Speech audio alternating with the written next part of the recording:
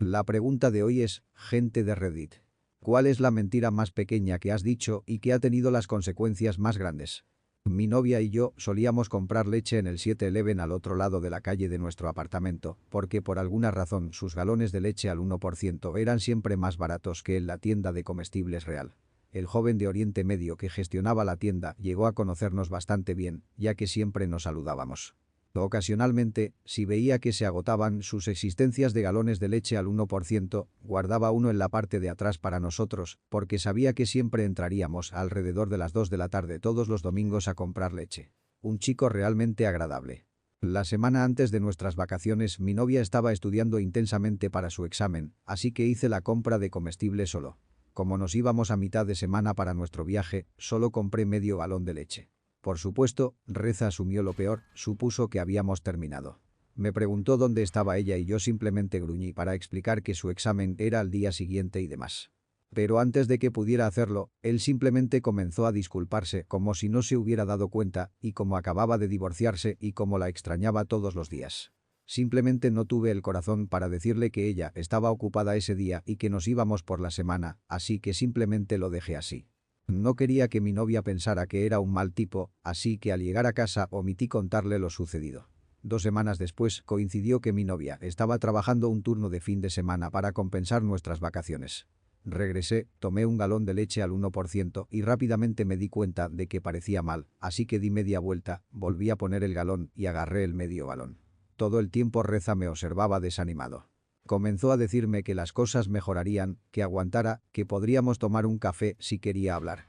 Educadamente lo rechacé y rápidamente me di cuenta de que esta mentira iba a salirse de control muy rápido.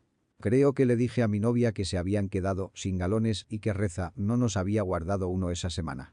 En las semanas siguientes me esforcé al máximo por comprar leche cuando mi novia no estaba cerca. Aún no lo sabía. Decidí empezar a hacer ejercicio, así que pude justificar ante Reza la compra de un galón de leche al 1%. Normalmente charlábamos durante unos minutos y nos preguntábamos cómo nos iba. Ambos dábamos respuestas vagas y nos deseábamos lo mejor antes de seguir nuestro camino. Finalmente, un día mi novia fue sola al 7-Eleven cuando yo no estaba cerca. Supongo que Reza la ayudó, hizo pequeña conversación, pero definitivamente se comportó de manera extraña con ella. Me mandó un mensaje de texto al respecto y en este punto supe que el engaño se había descubierto y que debía confesar. Cuando llegué a casa le expliqué todo y ella se rió, me llamó idiota, pero al mismo tiempo le pareció lindo que mantuviera la farsa y compartiera con Reza, que claramente estaba lidiando con sus propios problemas. Ella decidió que necesitábamos organizar una reunión. Así que el siguiente domingo entramos juntos, sonriendo y abrazados. Podíamos sentir cómo Reza nos seguía con la mirada por la tienda. Hice contacto visual con él 1 o 2 veces. Estaba tratando desesperadamente y sin éxito de contener la sonrisa más grande que he visto nunca. Finalmente fuimos a pagar y él comenzó a frotarse las manos y finalmente explotó diciendo lo mucho que estaba a nuestro favor y lo feliz que estaba de que lo hubiéramos solucionado. La expresión de emoción y felicidad en el rostro de Reza fue probablemente uno de los momentos más reconfortantes que he experimentado. Nos dijo repetidamente que le dábamos esperanza y que no todo el mundo es malo. Dios mío, me alegra haber podido ayudarte, Reza. Lamento haber mentido sobre la leche. Una vez, cuando tenía alrededor de 6 o 7 años, mi mamá trajo a casa un delicioso chocolate y me dio un poco. Me encantó y robé la barra que ella había guardado para mi padrastro. Él llegó a casa y mi mamá no pudo encontrar el chocolate. Ella me preguntó qué pasó con él y yo culpé a Duncan, nuestro perro, sabiendo que a menudo se llevaba cosas del mostrador. En ese momento no sabía que el chocolate era tóxico para los perros. Mi mamá se puso pálida y llevó a toda prisa a Duncan al veterinario y él tuvo que vomitar. Me sentí terrible por esto, ya que pensé que era porque había robado el chocolate y era alguna forma de castigo. Al día siguiente ella trajo más chocolate a casa. Nadie me dijo que era por el bien de Duncan que lo llevaron al veterinario, así que, sintiéndome mal por lo que le hice, le di mi chocolate esta vez pensando que se lo merecía después de llevarse la culpa la primera vez.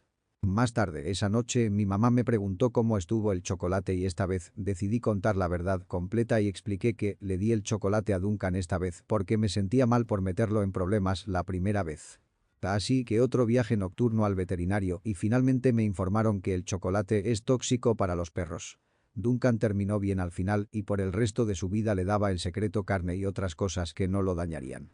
Ahora, el giro de la historia es que las caras visitas al veterinario costaron mucho dinero, lo que llevó a mi mamá a revisar nuestros gastos. Descubrió que mi entonces padrastro estaba teniendo una aventura y luego se divorció. Mi primer año caminando solo a la escuela fue en séptimo grado y a menudo llegaba tarde. Llegó un punto en el que la profesora me dijo que tendría que hacer todas las tareas diarias. Colocar las sillas por la mañana, limpiar los pizarrones, limpiar después del almuerzo, etc., si llegaba tarde de nuevo. Bueno, al día siguiente iba tarde como de costumbre. Siendo un flojo, sabía que tenía que hacer algo para evitar las tareas diarias. Así que, cuando la profesora me preguntó por qué llegaba tarde, recordé la asamblea que habíamos tenido unas semanas antes sobre la seguridad en la escuela. Entonces le dije a la profesora que un hombre extraño se acercó cuando estaba entrando en el recinto escolar y me pidió que lo acompañara a ver unos cachorros. Honestamente pensé que esa sería una excusa lo suficientemente buena y que sería el fin del asunto. Pero no, en absoluto. La escuela fue suspendida por el resto del día, llamaron a la policía, llamaron a mis padres y me entrevistaron durante todo el día. Tuve que describir al hombre, el automóvil, todo. Terminaron contratando a un oficial de seguridad para el recinto debido a ese incidente y colocaron algunas cámaras nuevas. Tuvimos asambleas escolares mensuales debido a eso también. Y todo fue en vano, porque menos de una semana después llegué tarde de nuevo y tuve que hacer todas las tareas diarias. He contado esta historia antes, pero durante mi licenciatura tomé varios cursos de negocios. Durante uno de estos cursos estábamos aprendiendo sobre una pequeña empresa que producía mermeladas de alta calidad. El profesor preguntó a la clase qué pensábamos de la mermelada de alta gama como negocio. Dije que era una idea estúpida. ¿Por qué iba a pagar 20 pesos por una botella de mermelada cuando podía hacerla yo mismo? Lo dije como una pregunta retórica, pero al parecer mi profesor lo tomó literalmente. Cuando estaba recogiendo mis cosas al final de la clase, el profesor se acercó a mí y comenzó a hacerme todo tipo de preguntas sobre cómo hacer mermelada. Así que mentí y le dije que mi abuela me enseñó a hacer mermelada, cuándo era el momento adecuado para recoger las bayas para asegurar una mermelada óptima, etc. No sé cómo hacer mermelada, no tenía idea de lo que estaba diciendo, pero el profesor se lo creyó. Nos hicimos amigos. Después de cada clase, charlábamos principalmente sobre mermelada. Escribió mi carta de recomendación para ingresar a mi programa de licenciatura altamente competitivo y nuevamente cuando solicité mi maestría. Debo la mayor parte de mi carrera académica a la mermelada. En la universidad, las chicas en el departamento de abajo le preguntaron a mi compañero de cuarto y a mí si queríamos acompañarlas a un concierto que sería un mes después. Ninguno de los dos quería ir y mi compañero de cuarto, pensando rápidamente, dijo que esa fecha era mi cumpleaños, lo cual no era cierto y que teníamos otros planes. Al final ellas no fueron al concierto y nosotros lo olvidamos por completo. Pero en esa fecha me llamaron para que bajara a ayudarles a mover algo. Entré por la puerta y sorpresa. Una fiesta de cumpleaños para mí con alrededor de 15 personas presentes. Mi compañero de cuarto también estaba sorprendido. No pude contarles la verdad y simplemente seguí la corriente. Incluso recibí algunos pequeños regalos. Siempre me sentí culpable al respecto. Estaba en una feria de empleo en contra de mi voluntad. Estaba tratando de robar un bolígrafo para poder retirarme a un rincón oscuro y garabatear mientras todos los demás hacían lo suyo. La señora me atrapó tomando un bolígrafo y tuve que actuar interesado en su discurso de ventas. Luego apareció un reportero de noticias. Antes de darme cuenta, estaba en los periódicos nacionales como una historia de interés humano general, como un milagro de transformación. Cómo había llegado desde las áridas llanuras de otro país lejano mientras luchaba contra la enfermedad mental y la adicción y ahora quería convertirme en enfermero. No quiero ni he querido ser enfermero en ningún momento, pero esa entrevista ciertamente se salió de proporción.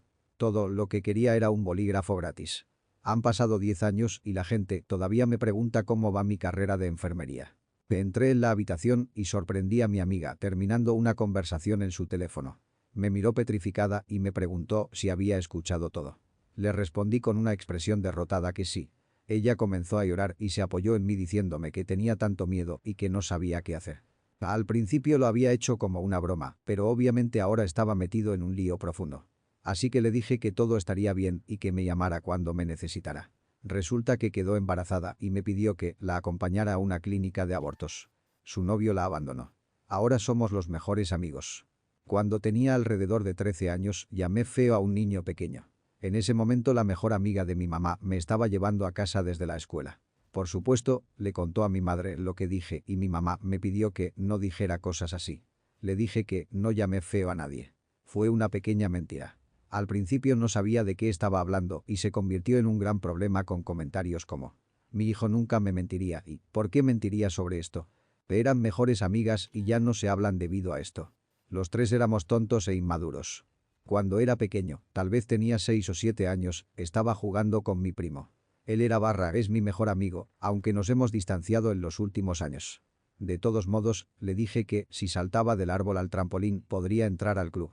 Saltó y lastimó su rodilla. Gritó como si lo estuvieran matando. No había ningún club, no había ningún examen de ingreso. La lesión todavía le molesta hasta el día de hoy.